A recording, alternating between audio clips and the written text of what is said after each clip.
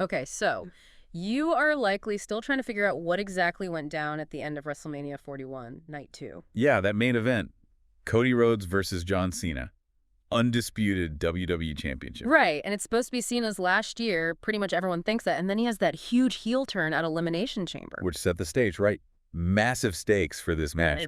But how it ended, wow, that's caused a huge reaction, putting it mildly. Absolutely. I mean, the whole buildup felt pretty rich. Cena, the legend, going for number 17, turns his back on the fans, targets Cody. Made for a good bad guy, you know? Definitely. And we've looked at, well, a bunch of reports, commentary, people breaking down the whole thing, what happened in the ring, how the crowd took it. Okay, let's really get into it then. Not just who won, but how it all happened and, yeah, what people are saying now. Starting before the bell even rang the entrances. Cena's first. Man, that was something else. Just black screen, white letters, his name. That's it. Which is wild for Cena at WrestleMania. He usually has these huge, over-the-top entrances. What did you make of that? Just stripping it all down. It just screamed contrast, didn't it? Like all those years of the bright colors, the energy, connecting with the crowd, gone. Yeah. This felt bleak, no celebration. Like he was cutting ties with that whole spectacle thing on purpose. Symbolism, maybe, for the heel turn, or even like, this is the end. Could be both. Definitely a visual for this darker, maybe final run he's on. And then Cody, talk about polar opposites. Oh, yeah. Smoke everywhere. And those dirt bikers for the entrance, that was cool. A nod to Evel Knievel, maybe? Yeah. Vegas legend. Things like it, yeah. And Cody's mask. The Iron Man thing. Yeah, visually really strong. Fit his whole American nightmare, but also, you know, heroic vibe. It added to that big fight feel. Definitely set the stage. And tons of pyro. Plus that graphic they put up, 378 days champion, 9th defense, 10th mania. They really laid it on thick. He even had that moment with his family at ringside. It was pure spectacle, all about him being the guy. Exactly. It was all designed to say, this is the established top champion. The grandeur, mentioning the long reign, the family bit, projecting that confident, probably fan-favorite champ image, set expectations, for sure. But here's where it gets kind of weird, thinking about the crowd noise then. Cena got a mixed reaction. Okay, but Cody, he got some actual boos coming out. Why do you think that happened? I mean, Cody's supposed to be the top good guy, the babyface. And always tricky fan reactions, right? They shift. Cena turning heel, even though it was a shock, maybe some fans were intrigued. Or just appreciated the change after so long. Maybe. And the Cody boos. Well, sometimes crowds just like booing the guy at the very top, doesn't matter if he's the hero. Or maybe some folks, even with Cena as the bad guy, the heel, they still wanted to see him get that record 17th title. Right, that history aspect. Yeah, commentary even mentioned later, like parts of the crowd seemed to get behind Cena during the match itself, so it was complicated. Let's talk about the match then, what we saw on screen. Started pretty standard, collar and elbow, shoulder tackles, Cena rolling outside to regroup early on. Yeah, and the announcers pointed out Cena seemed slower. More basic offense, not the usual explosive Cena. Felt like maybe he was wrestling smarter, not harder, like a vet trying to grind Cody down. That seemed to be the story they were telling. Not relying on pure power, using veteran tricks, slowing the pace, even some cheap shots like eye pokes later. Right. Calculated maybe, wearing down the younger guy. And the basic moves kind of fit the new character too, maybe. Less flash, just trying to get the win however he could. But we still got the big moments, the near falls. Cody hit that suicide dive. Cena came back with big boots, lariats. That tornado DDT from Cena was a surprise. Yeah, and Cody hit the disaster kick, the Cody cutter. Cena kicked out. Then the AA started piling up. Oh, yeah. Multiple attitude adjustments, the super AA off the top, the avalanche AA. Cody kicked out of both. Crazy resilience. And Cena even locked in the STF. But Cody got out. It felt like they were throwing everything, you know, kitchen sink time. But nobody could get the pin.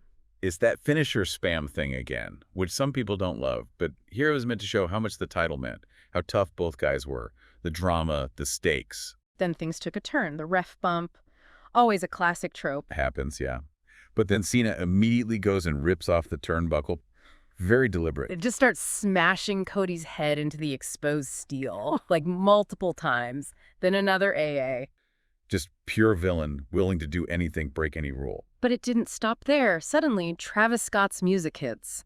Fiend, the Mania theme. And he just walks out slowly down to the ring. Cena's reaction was weird, too. Smiling, raising Scott's hand like they're buddies. Yeah, that suggested something was up between them. Then Cody makes a comeback, hits the crossroads. 1, 2, and Scott pulls the ref out. What? Yeah.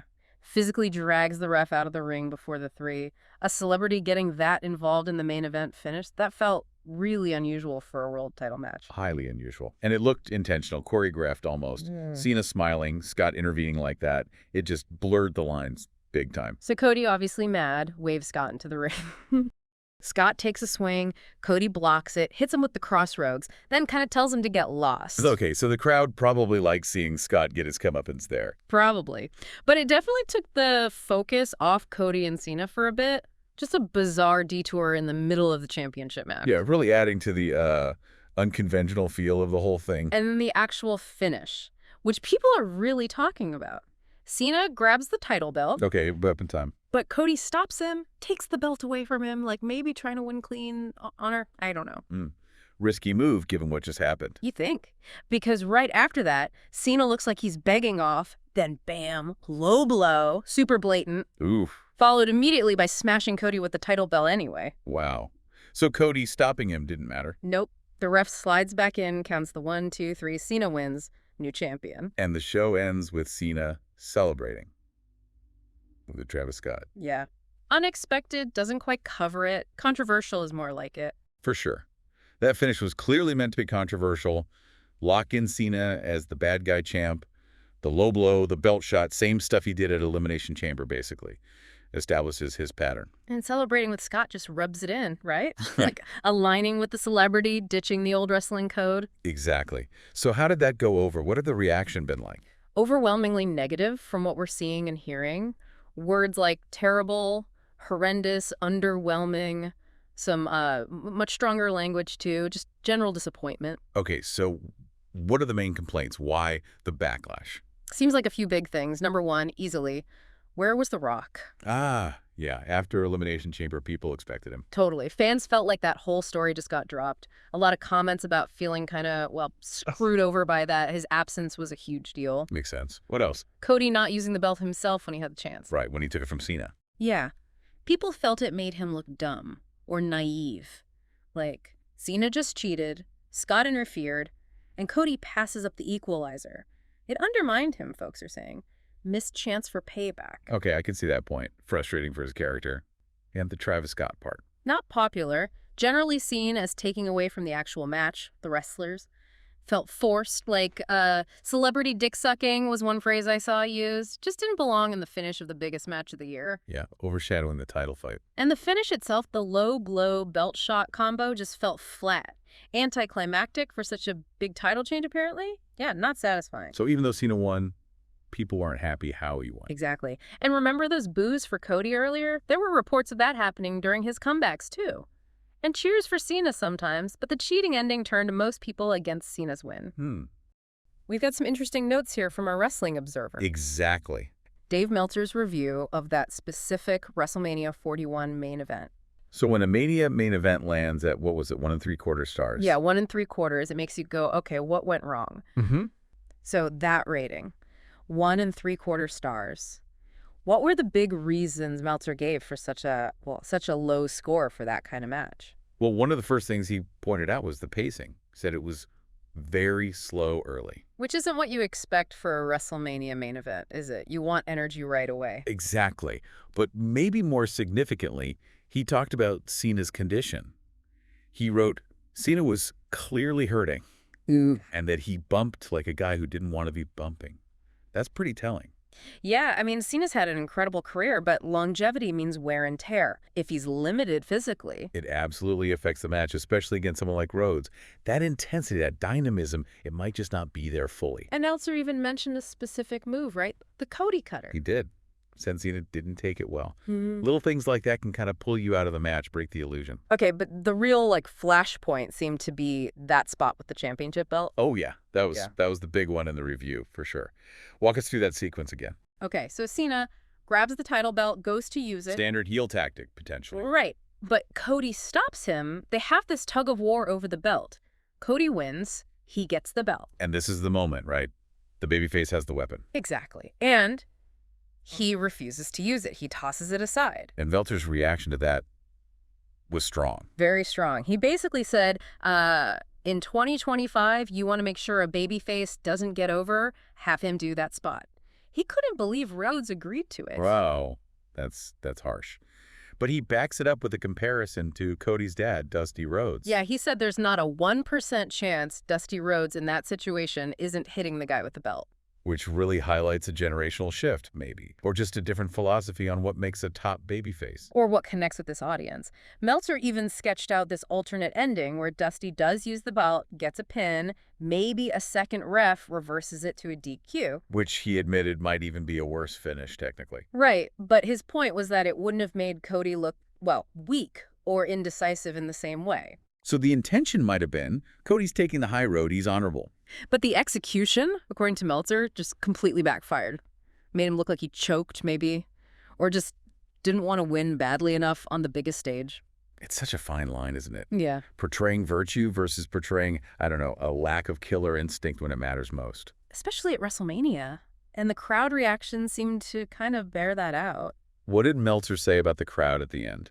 He said they popped big for the pin, sure, because they saw Cena break the record. Big moment on paper. But he immediately added, it wasn't much of a celebration like one would expect. The feeling was kind of flat, despite the historical achievement. So the milestone happened, but the journey there, the actual match and finish, kind of soured the whole thing. Pretty much, which led to Meltzer's overall summary.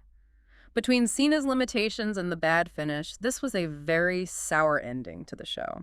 It's important, though, that he did praise other parts of the show.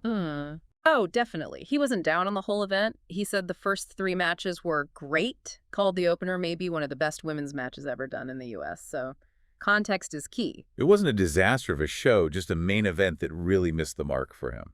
Right. And interestingly, well, Meltzer said both guys actually got booed initially. Okay. But then Cena wins using a low blow and then a belt shot, the very thing Rhodes refused to do. And the crowd. They cheered Cena after that. Meltzer's take was that people saw a happening, a title change, the supposed Flair record being broken.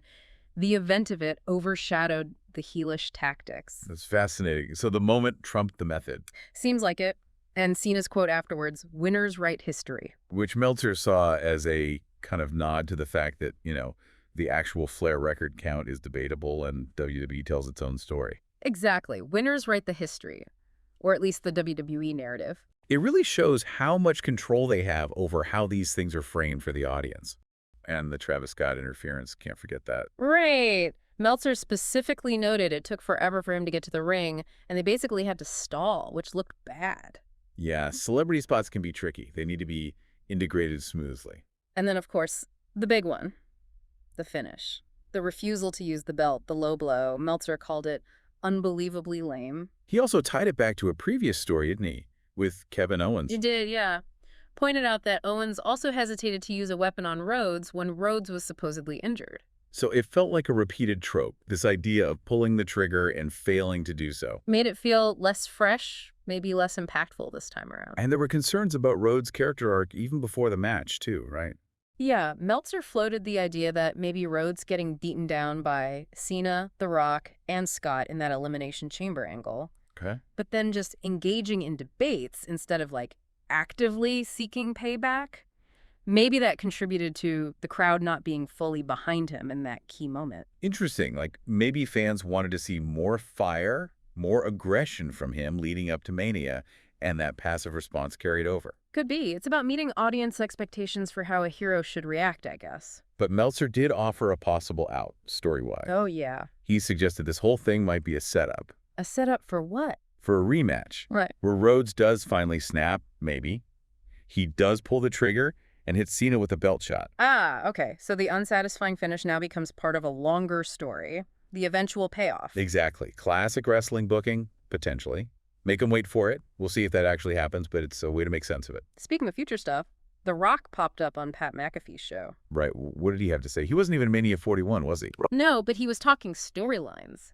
He apparently suggested Rhodes gets another babyface run, then turns heel for a feud with The Rock himself. Okay, that's ambitious. Is that locked in? Well, that's the twist. Meltzer reported that his sources, people in the company who would in theory be aware, claim that's not the plan. Huh. So, backstage intrigue, conflicting reports, standard stuff. Pretty much. Keeps things interesting, I guess. What about Travis Scott? The Rock mentioned him too. Yeah, Rock praised Scott's passion for wrestling, said he respects the business, even mentioned Scott planning to train at Booker T's school. Okay, so maybe more appearances down the line. Seems possible. There was even chatter reported about a potential tag match. Maybe Scott teaming with Cena? Against who? Maybe Bad Bunny. He's got history and credibility now. Wow, that's a lot of celebrity power. Mm. Who partners with Bunny then? Well, Meltzer speculated that Cody Rhodes would make the most sense there. You'd need someone with Cena's wrestling star power on the other side to balance it out. True. Keeps the wrestling aspect grounded. So now there's maybe concern Cody might get booed more going forward. That's the speculation, yeah. It's messy. This whole fan sentiment thing is wild. It really shows how unpredictable wrestling fans can be. The heel turn for Cena was interesting at first. Right, it had potential. But without the Rock payoff and this kind of finish at Mania, it seems like it kind of backfired. Didn't land the way maybe they hoped. Yeah, the reports suggest the overall impact of the heel turn got kind of watered down by how things played out. Critical point. You need that follow-through in storytelling. The shock value wears off if the story doesn't connect the dots logically. No Rock, weird finish. Yeah, it diluted things. So looking ahead now, what are the big questions coming out of this? Well, obviously, Cody chasing the title again. That's got to be story number one. Yep. Then there's Cena as this heel champion. Yeah. What does that look like? Who does he face? And Travis Scott, is he going to be around more? Maybe even wrestle? Who knows? That's a big unknown. And looming over everything, still, The Rock. Yeah. What was his deal? Is he coming back into this? So many unanswered questions. Definitely.